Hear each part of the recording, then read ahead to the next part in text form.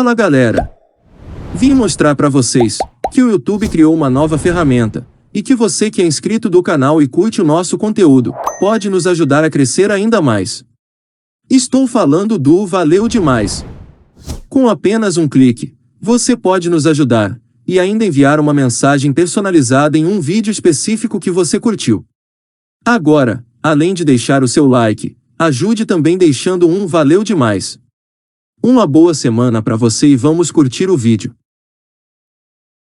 Osmar Fortes Barcelos, mais conhecido como Tesourinha, nascido em Porto Alegre, no dia 3 de dezembro de 1921, foi um jogador brasileiro que atuava como ponta-direita.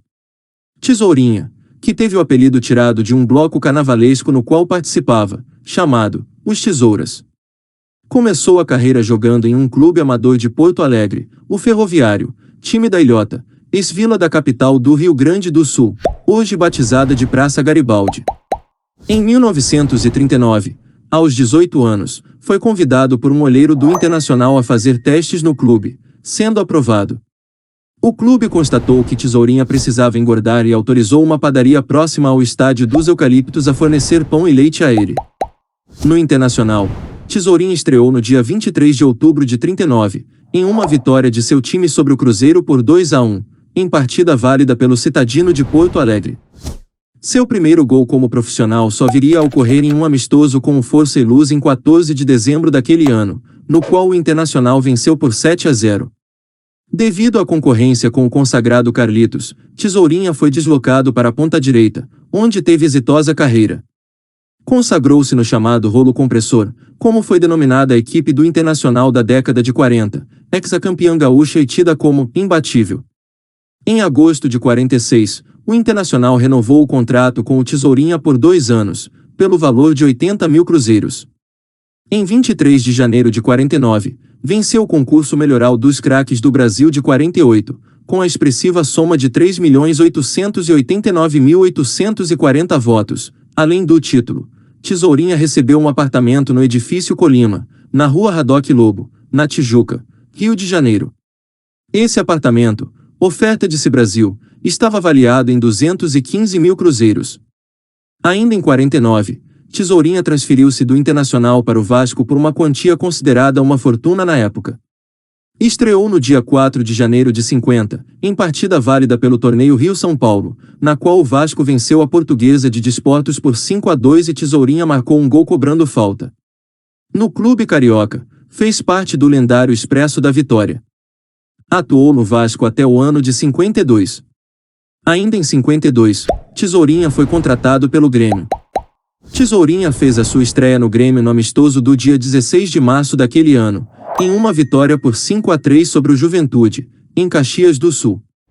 Tesourinha marcou 2 gols na partida. Encerrou a carreira em 57, jogando pelo Nacional de Porto Alegre.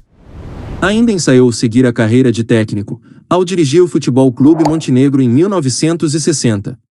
Em 44, foi convocado pelo treinador Flávio Costa para a seleção brasileira, onde Tesourinha estreou em um amistoso contra a seleção do Uruguai, no dia 14 de maio, marcando um dos gols da vitória brasileira por 6-1.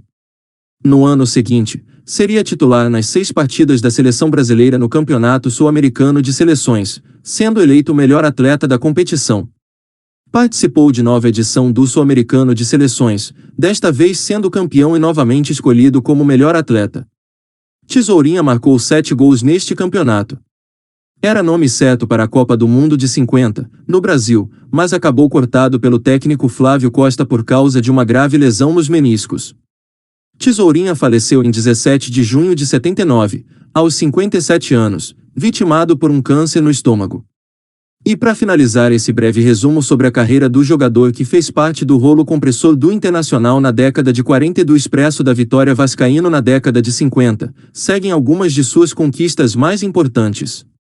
Pelo Internacional: Campeonato Gaúcho, 40, 41, 42, 43, 44, 45, 47 e 48.